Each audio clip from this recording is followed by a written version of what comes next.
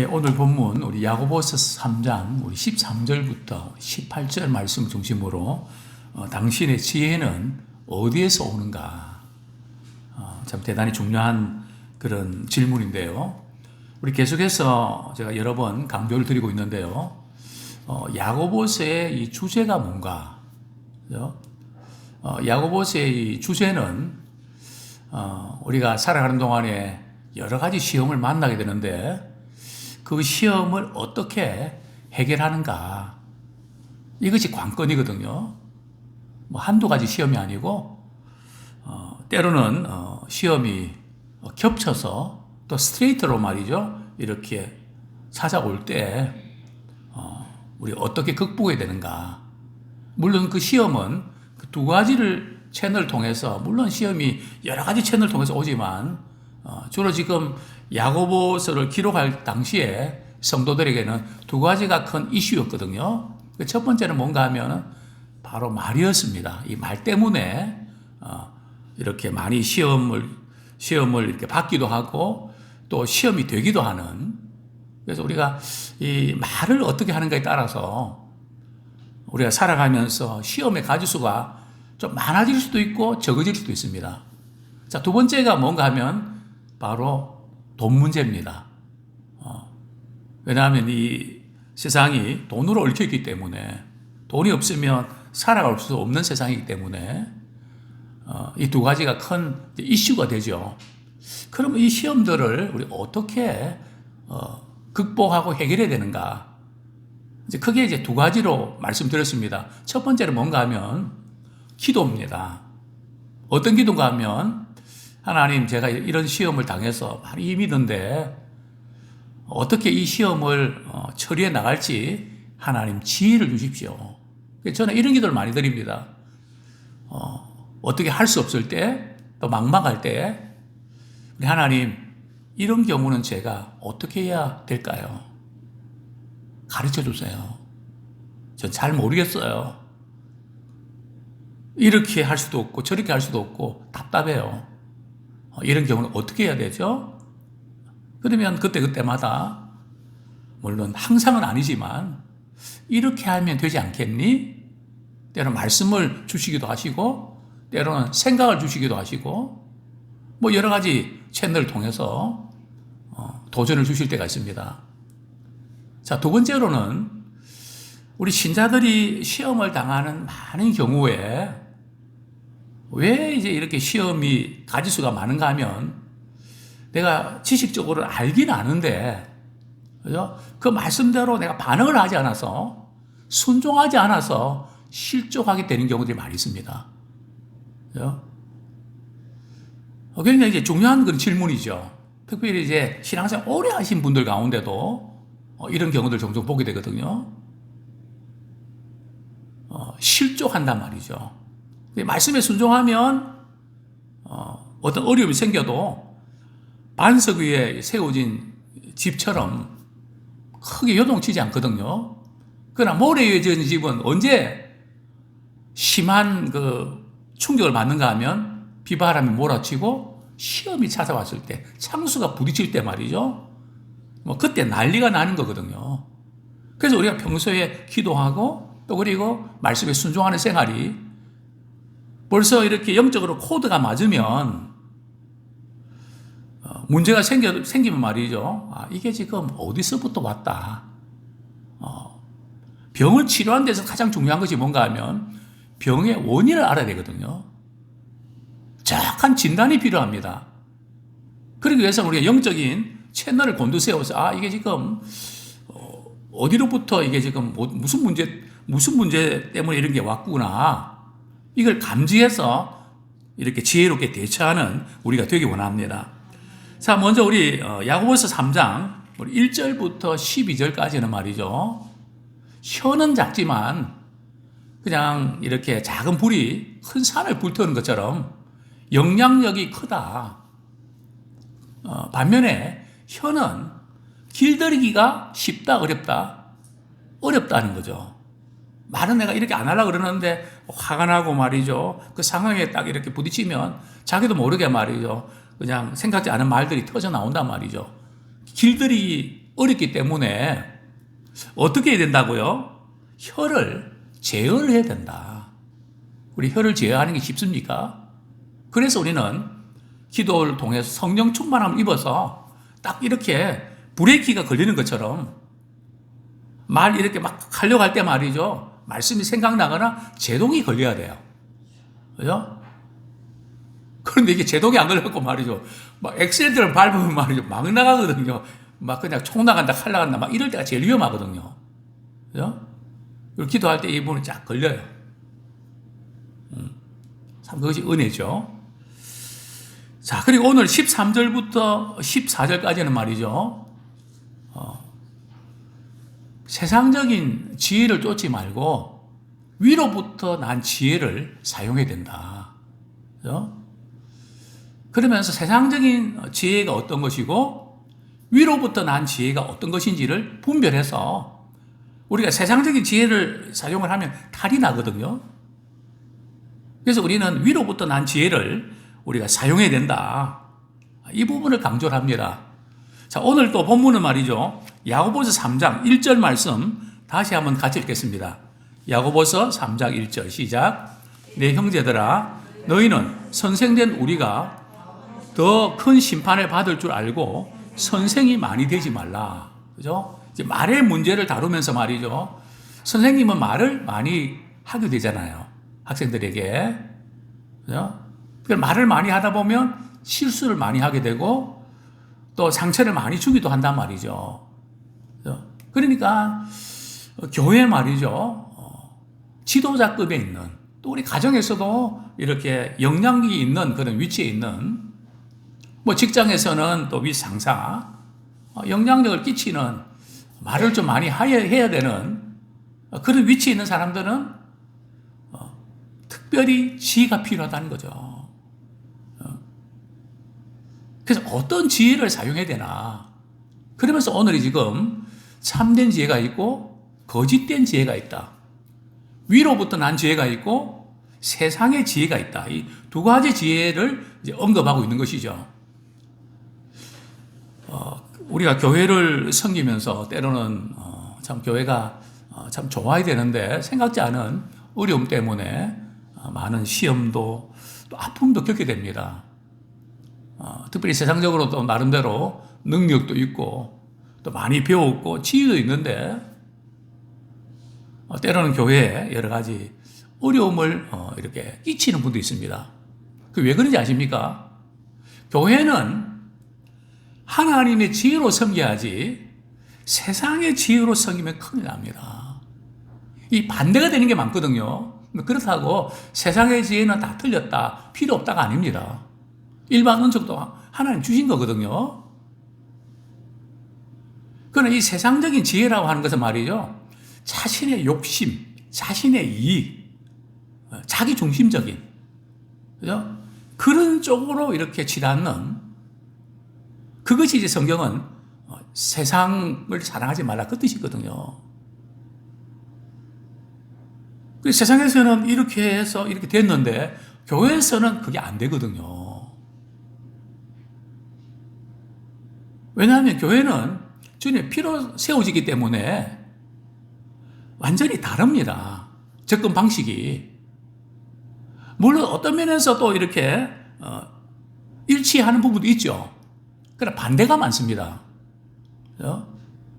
왜냐하면 세상은 좀 권력이 있고 힘 있는 사람들을 존경하고 우러러 보고 그들이 명령하고 그러잖아요. 교회는요 반대거든요. 오히려 사랑하고 섬겨야 됩니다. 주님이 그렇게 하셨잖아요. 그래서 우리는 어떤 것에 이끌려서 섬기는가. 그래서 우리가 교회 와서 말이죠. 특별히 회의할 때 내 생각을 이야기하지 않도록 참 조심하셔야 됩니다. 기도 많이 하고 오셔야 돼요. 하나님, 오늘 제가 중요한 결정을 하는데 하나님이 지혜로 결정하게 해주세요. 내 생각 앞서지 않게 해주세요. 또 우리 목장에서 뭐 이렇게 의논할 때 말이죠. 우리 어디 한번 이렇게 야외에 한번 갑시다. 그런데 본인이 그 시간 또 여러 가지 상황 때문에 어렵습니다. 그러니까 본인이 맞추면 안 되거든요. 그죠? 다른 분이 다 좋으면 제가 거기에 맞출게요. 그렇게 돼야 되는 겁니다. 내 위주가 되면 안 된단 말이죠. 세상은 그럴 수 있어도 우리 믿음의 사람들은 아닙니다. 항상 우리 순서가 있거든요. 먼저 주님이 기뻐하시는가. 그 다음에는요, 다른 사람이 어떤가. 그리고 나. 그럴 때 우리 인생이 기쁘다는 거죠. 기쁨이라는 단어를 언제 한번 설명드렸죠. 기쁨은 영어로 joy입니다. 그죠? J는 Jesus입니다. 그죠? 예수님이 어떻게 생각하실까? 그 다음에 O는 others입니다.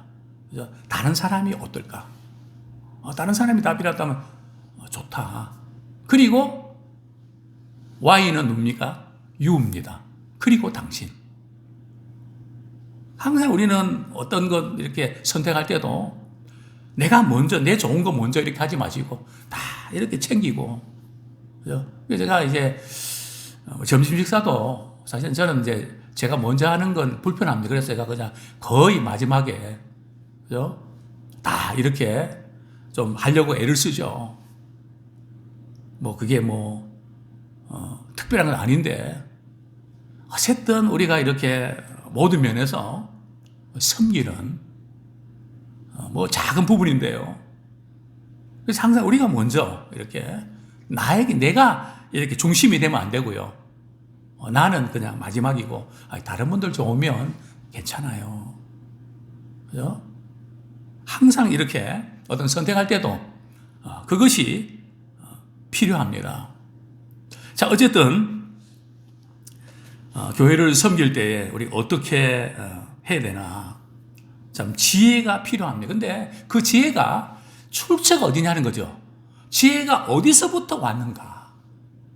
그죠? 세상의 지혜인가 아니면 위로부터 난 지혜인가.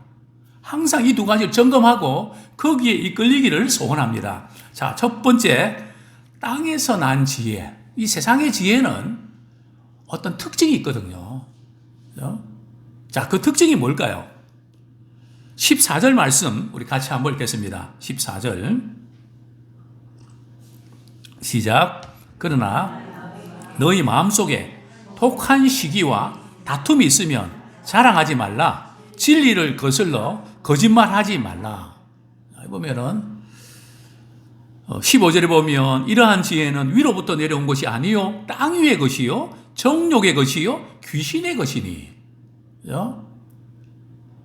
즉, 이 세상의 지혜는 어떤 것이라고요?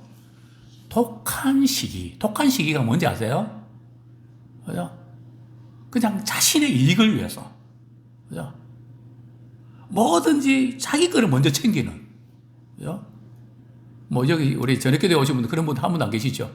선물 고르려고 하면은 다른 분들이 좋은 거 잘 이렇게 택해서 가져가도록 기회를 주고 나는 남는 거 가져오는 자기가 먼저 제일 좋은 거 딱 챙겨놓고 말이죠. 그러면 안 돼요. 적어도 기도하시는 분들 그러면 안 돼요. 독한 시기. 저는 목회하면서 성도들 가운데 독한 시기를 가진 분들이 있구나. 어떤 건지 아세요? 제가 여러 번 말씀드렸죠. 한 번은 어떤 여자 집사님이 저한테 와서 목사님, 사모님이 예뻐요? 제가 예뻐요? 그랬죠. 제가 말이라고 물으세요. 그건 집사님이 더 잘 알잖아요.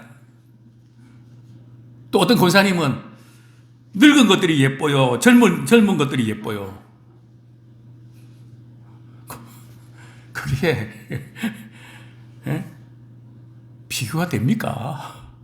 그죠? 다 그때 나이 따라서 이쁜 거죠. 하나님께 때에 맞게 아름답게 하셨으니까요. 그게 독한 시기라는 거죠. 나이가 들면 주름도 생기고, 이전에는 예쁘다 소리 들었지만, 다 그렇게 걸어가는 거잖아요. 그죠? 절대 우리가 이렇게 자기중심적인, 그죠?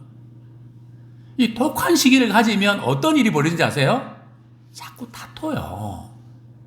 이 독한 시기라고 하는 것은 말이죠. 자기 주장이 너무 강하다는 거거든요.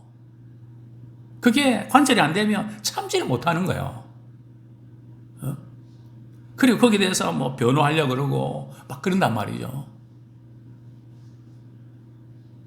그래서 내 생각을 한번 던져놓고 상대가 안 받아들이면 할 수 없고 그 끝까지 관철시키려고 말이죠. 그럴 필요가 없다는 거죠. 뭐 내 생각이니까. 그래서 이 독한 시기를 가지면 다툼이 생길 수밖에 없다는 거죠. 그렇습니다. 독한 시기와의 다툼, 이것은 어디서 난다고요? 땅 위에서 나는 거고 세상적인 것이고, 그리고 정욕적인 것은 육체 욕심을 추구하기 때문에 생기는 거라는 거죠. 자, 육체 욕심이 지나친 것은 그 배후에 누가 자꾸 충돌을 한다고요? 마귀가. 그래서 마귀적이라는 거죠. 우리가 사람에게는 우리의 시기도 있죠. 그게 왜 없겠습니까? 있는데 그게 너무 지나치면, 저는 목회하면서 이런 경험을 갖습니다. 미움도요, 우리 어느 정도는 우리가 마음에 안 들고 그럴 수 있죠. 그런데 미움의 강도가 세지면 큰일 납니다. 그건 살인으로 연결되거든요. 그래서 미워서 죽겠다 그러죠. 저는 이거는 제가 목회 경험하면서 말이죠. 아무교회 성도님은 너무 안 풀리는 거예요. 이 신앙생활도 열심히 하는데, 목사님 제가 뭐가 잘못됐습니까? 이렇게 물어보죠, 집사님. 나만 너무 미워하는, 지독하게 미워하는 사람 있죠. 안 풀고 계속 갖고 있죠.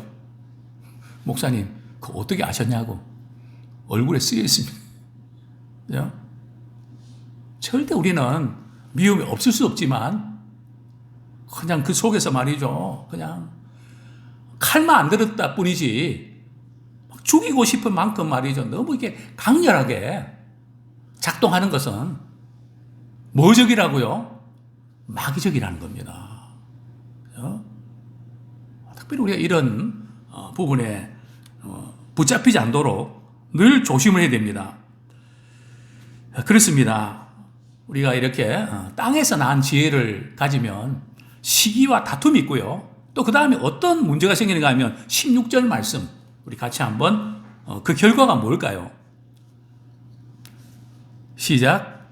시기와 다툼이 있는 곳에는 혼란과 모든 악한 일이 있습니다. 그죠? 그럼 시기와 다툼이 있으면은 혼란에 무질서하게 되고, 아무런 유익도 주지 못하고 그냥 악한 그런 분위기가 된단 말이죠. 그래서 우리는 어떤 경우에도 땅에서의 그 지혜에 우리가 사로잡히는 것을 늘 경계해야 됩니다. 그리엔 박사는 말이죠, 시기에 대해서 이렇게 경고했는데요. 시기는 마음을 가장 거칠게 하는 죄 중에 하나입니다. 시기하는 것은 영적 생활을 파멸하게 하며 영적인 힘을 점차로 잃게 만듭니다. 시기와 다툼이 자기 중심적인 사고에서 비롯된 것이라면, 이 시기와 이 다툼을 갖다 보면 말이죠, 그 다음에 연결되는 게 뭔가 하면, 시기심을 가진 사람의 특징은 자꾸 거짓말을 자꾸 한단 말이죠. 자기 자신도 뭔가 좀 이렇게 내 보여야 되는데, 우리 14절 말씀 다시 한번 읽겠습니다. 시작. 그러나 너희 마음속에 독한 시기와 다툼이 있으면 자랑하지 말라. 진리를 거슬려 거짓말하지 말라. 시기심을 가지게 되면, 우리 하나님은 사랑이신데 진리를 자꾸 이렇게 거스른다는 거죠. 진리를 받아들이지 않고 이 시기심 때문에 진리를 자꾸 밀어낸단 말이죠.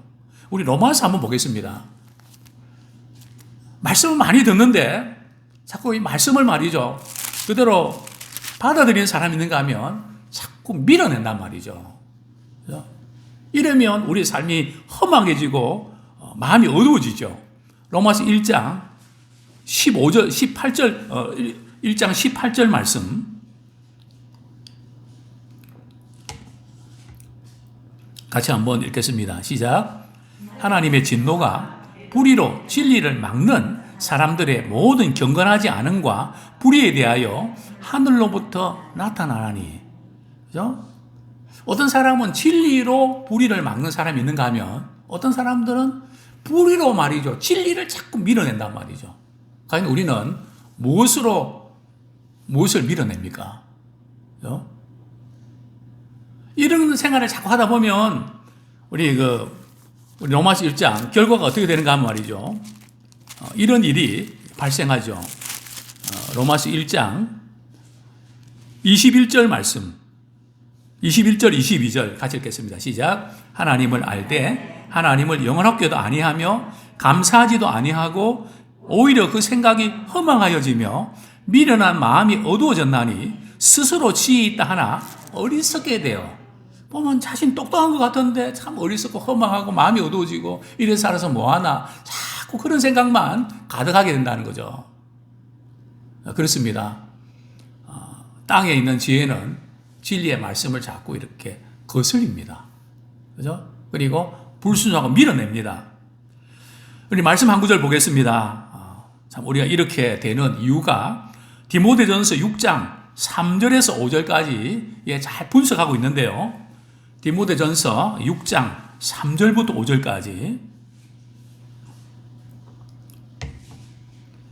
같이 읽겠습니다. 시작. 누구든지 다른 교훈을 하며 바른 말, 곧 우리 주 예수 그리스도의 말씀과 경건한 교훈을 따르지 아니하면 그런 교만하여 아무것도 알지 못하고 변론과 언쟁을 좋아하는 자니 이로써 투기와 분쟁과 비방과 악한 생각이 나며 마음이 부패하여지고 진리를 잃어버려 경건을 이익의 방도로 생각하는 자들의 다툼이 일어나요. 여기도 보면은 경건을 이익의 방도, 자꾸 그 속에 자기 욕심, 내가 이렇게 하고 싶은 부분들을 이렇게 추구하는 이것이 우리 영적 생활을 가로막는 장애 요인이 된다는 거죠. 자, 두 번째, 우리는 위로부터 난 지혜를 보여야 되는데 어떻게 알 수 있을까요? 우리 믿는 사람들은 세상 사람들이 알지 못하는 지혜가 있습니다. 아무리 세상에서 공부도 많이 하고 똑똑한 사람이라 할지라도 세상에 속한 사람은 하나님의 특별 은총을 알 수가 없습니다. 그것은 우리가 말씀을 읽고 기도할 때 하나님께서 위로부터 지혜를 주신 겁니다. 이건 어떤 누구도 알 수 없는 것이죠. 그래서 우리는 주님을 섬길 때 이 위로부터 난 지혜로 섬겨야 돼요. 그래서 사람들이 우리를 평가할 때 아무개는 참 지혜롭다. 지혜가 뭔가 하면 결정할 때 말이죠. 바로 해야 되는 거거든요. 저는 많은 그리스도인들이 어떤 문제를 해결하기 위해서 작정 기도도 하고 이렇게 열심히 묵상도 하는데 결정적인 순간에 말이죠. 지혜가 부족한 거예요. 그렇게 판단하면 안 되는데 그렇게 판단해놓고 결론 내려놓고 하는 말이 제가 기도를 많이 하고 결정 내린 거거든요. 기도 많이 하고 저는 제가 알고 싶은 것은 기도를 많이 해서 하나님이 주신 지혜로 결정 내린 게 제가 알고 싶거든요. 잘못 생각한 거 아닐까? 바로 잡아줄 책임이 목회자에게 있는 거잖아요. 그건 아니야. 그건 하나님께서 우리에게 원하시는 거 아니야. 분명히 그렇게 가이드라인을 주어야 되는데 아무리 이야기해도 제가 기도 많이 했거든요. 근데 기도 많이 해서 하나님께서 어떤 마음을 주셨어? 그건 알 수 없고요. 그냥 기도 많이 했거든요. 이해해 주시면 좋겠다고. 너무 답답합니다. 그건 이해하고 될 문제가 아니고 바르게 선택해서 가야 되는 거거든요. 근데 어떤 분들은 참 지혜롭습니다. 딱 상황 판단 정확하게 판단하고 이건 아니야. 이렇게 해야 돼. 누가 주십니까? 하나님께 주십니다. 누구에게요? 말씀을 읽고 기도하는 분들에게 위로부터 난 지혜를 주십니다. 그 지혜로 우리 주님을 잘 섬기는 우리가 되기 원합니다. 위로부터 난 지혜는 어떤 특징이 있을까요? 우리 13절 한번 같이 읽겠습니다. 13절 시작. 너희 중에 지혜와聰明 있는 자가 누구냐? 그는 선행으로 말미암아 지혜의 온유함으로 그 행함을 보일지니라. 자, 이 두 가지 특징이 있는데요. 위로부터 난 지혜를 가진 사람의 특징은 선행을 말이죠. 베풀고 싶어 합니다. 여기 선행이라는 것은 뭐 착한 일이 아니고요. 하나님의 사랑을 흘려보내는 겁니다. 하나님의 사랑을 오늘 누구에게 흘려보내야 될까? 하나님 사랑을 어떻게 나누어야 될까? 어제도 재직 세미나 때 말씀드렸지만 감독의 직분을 얻는 사람들은 선한 일을 사모해야 된다 그랬거든요. 즉 하나님이 기뻐하시는 일들을 하고 싶은 거죠. 내가 하고 싶은 거죠.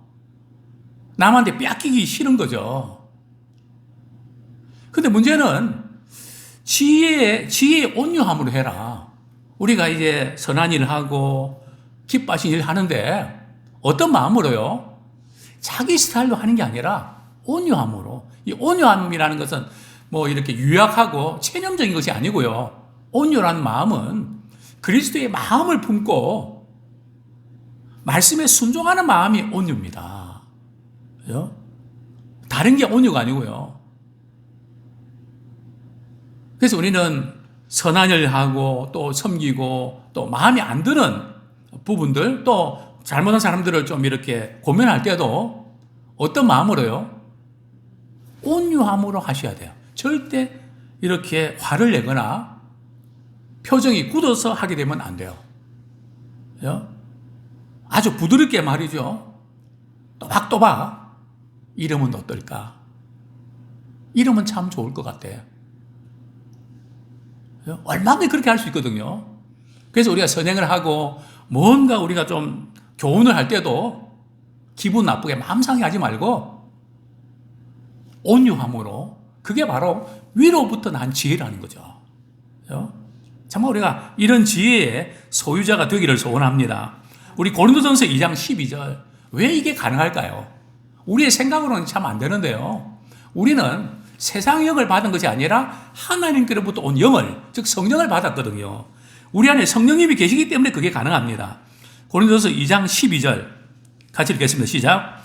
우리가 세상의 영을 받지 아니하고 오직 하나님께로부터 온 영을 받았으니 이는 우리로 하여금 하나님께서 은혜로 우리에게 주신 것들을 알게 하려 하심이라. 우리 안에 계신 성령님께서 하나님께서 우리에게 주신 것이 참 은혜구나 깨닫게 해주신다는 거죠. 그게 우리가 아는 게 아니고요. 우리 안에 계신 성령님께서 그걸 알게 해주신다는 거죠.